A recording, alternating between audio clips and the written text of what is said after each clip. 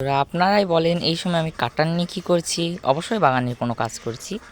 তো আপনাদের এতদিনের প্রতীক্ষার ফলে আমি গিফট নিয়ে হাজির, কারণ আমি এতদিন একটু কাজে ছিলাম। তো এখন এই দেখতে পাচ্ছেন এখানে আছে মানি প্ল্যান্ট, কয়েন প্লান্ট, এখানে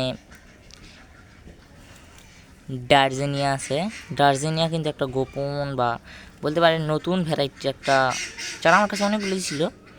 এখানে সিঙ্গোনিয়াম আছে, কৈলাস আছে, ড্রপ ভ্যারাইটি চন্দ্রমল্লিকা আছে, আরও পয়েন্টসিটিয়া এটা সেটা আরও অনেক কিছুই আছে, এগুলোও দিব।